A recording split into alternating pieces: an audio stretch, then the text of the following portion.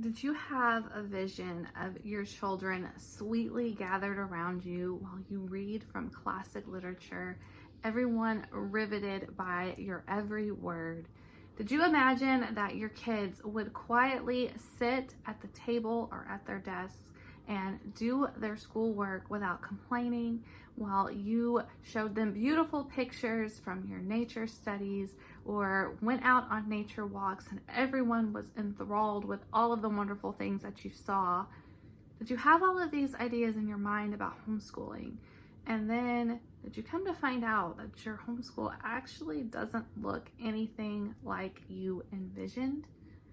If that's you, I want you to stick around for this video because I want you to stop sabotaging your homeschool, and I'm going to give you 3 different ways that you can find a little bit of homeschool peace and ensure that your children are actually learning and everyone is participating in the homeschool day. So stick around for this video. Hello and welcome back to my channel. Welcome if you are new here. My name is Joni and I'm the mom behind simplelivingmama.com, where we help moms simplify life, home, and homeschool. And today is going to be a fun video because I'm going to talk about how you can stop sabotaging your homeschool. And the reason that I can speak on this is because I have a lot of experience with it. And I'm going to give you 3 different ways that you can improve your homeschool and that you can make sure that your kids are learning and that your days are running a little bit more smoothly than maybe they were before. So before we get into it, I'm going to let you know I have 12 years of on-the-job homeschool experience. I have been through it. I have tried lots of different things. I have seen my homeschool plummet. I have seen my homeschool flourish. And I'm going to talk about some different things that I have seen happening just on social media and, in the homeschool space, and different ways that we can go about improving our own individual homeschools. Okay, because there are a lot of voices out there with a lot of different opinions and telling a lot of different people what they need to do. So, the first thing I want you to do as a homeschool mom, and maybe you already do this, but if you don't, you need to treat this homeschool thing as your profession. You are a homeschool teacher. No, you're not paid by anybody. No, you don't have a boss. But this, my friend, is your vocation. This is your calling. If you have decided to educate your children at home, this is your priority. This takes place over all of the other things you have going on in your life, except for your relationship with God and your relationship with your husband. This is going to be your job, okay? Your career. This is what you are going to spend your time on. This is where your focus is going to go. So how do we look at homeschooling as a career, as a profession, especially if you're in this for the long haul? Now, I'm not necessarily talking about people who are having to homeschool transitionally. This could definitely go back to people who were homeschooling during COVID. Those people who homeschooled only because of COVID and they were homeschooling because they had no other option, that's not homeschooling, okay? They were doing school at home. There's a difference between homeschooling and doing school at home, okay? So that's not what I'm talking about. That doesn't apply to this. If you are homeschooling your child, you are doing this thing as your profession. You have an end goal in mind. If you want to get your child from kindergarten all the way through high school, it's going to be a lot of work. It's not going to be easy. You are going to have to make a lot of different decisions. You're going to have to make plans and you're going to have to stick to them. So first things first, treat homeschooling as your profession. Now, what does this mean? This means that you keep learning. You are learning as much as you possibly can about homeschooling. You keep reading about homeschooling. You keep learning from other homeschoolers in your community or online. It also means that you got to put your blinders on a little bit, especially if you spend a lot of time on a platform like Instagram or YouTube. I don't really spend a ton of time on TikTok, but it might be happening over there too. you got to put your blinders on a little bit, because there's always going to be somebody who is showing you some new curriculum that you just have to try, or there's going to be some different way that you need to homeschool your kids. You got to stay focused. You got to stay focused on your kids and your family and your homeschool. That doesn't mean never trying anything new, but if it's not broke, don't fix it, okay? If things are going well, don't try to change them up a lot. But you do need to treat it as a profession. This is not something that you can just do in the off hours of your day whenever you can fit it in. There are a lot of people who will tell you, yeah, well, we homeschool for 30 minutes before we go to bed or whatever. And I honestly, after doing this for so many years, that's just not going to cut it, especially as your kids get older and older and older. That's just not going to cut it. You're going to have to actually carve out a schedule.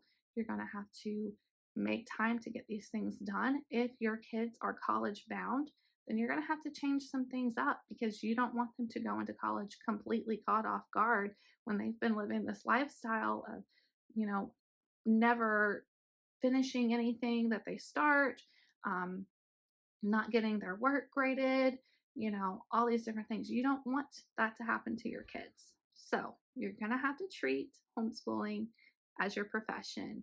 That means getting up in the morning, whatever time you need to get up. I'm not going to tell you have to get up at 5 a.m. or 7 a.m. or whatever, but you need to get up in the morning and you need to get your day started around the same time every single day. Your kids need to know what's going on. You need to have clear expectations for them, and you need to have clear expectations for yourself. I personally get up in the morning and get dressed. If I stay in my pajamas, I don't want to do anything. I feel like I cannot start the day until I get dressed and I make my bed. And I have my kids do the same thing. We eat breakfast, and we start our school day, and we immediately roll into getting all of our schoolwork done. Now, it doesn't look perfect. It doesn't look like what you may see on Instagram. My kids are kids, and I've got videos even talking about how I had to change things up because I had to separate children. They're children. They're going to act like children. But it is my job as the mother, as the homeschool teacher, as the leader at the time, to redirect them, to tell them this is not how we're going to do things. This is how we're going to do things. And to, keep that going, keep that going. Always tell them this is not right if they're doing something wrong, and correct them. That's very, very important. So we stay on task, we get our stuff done, and that is how you home educate your child. I know that there are many different philosophies of education out there. I'm just saying, as someone who's been doing this for a long time now, that I really feel like you need to treat this as your profession. You need to have clear goals, clear expectations, and clear rhythms and routines and ideas of things that you want to get done. Okay, that leads me into my second point. Stop curriculum hopping. We live in a day and age where there is more curriculum available than ever before. And it is so easy to get influenced to purchase something else just because it looks pretty and it looks interesting. Here's the thing, if you are changing your child's curriculum, sometimes even in the middle of the year, multiple times, or adding a bunch of new things on top of what you're already doing, are your kids really learning? Or are you creating a lot of learning gaps for your kids and a lot of extra work for yourself and for your kids as well? I want you, if you find your curriculum that you like, you enjoy, and it works, to stick with it. Stick with it all the way through, because then your kids are going to be less likely to have learning gaps, and they're going to be less stressed out. You're going to be less stressed out because you're not constantly trying new things. I know it's so easy to get distracted by all of the pretty things out there. I know it is.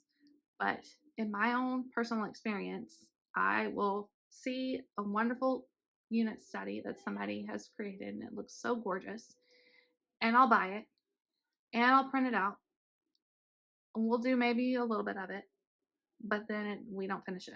And we don't finish it because it doesn't fit in with what we're doing with the rest of our school, or it's taking up too much time, or it's adding too much to my day and I don't, it just ends up not being worth it. So definitely stop curriculum hopping. I know it's so easy to do, but when you find what works, stick with it.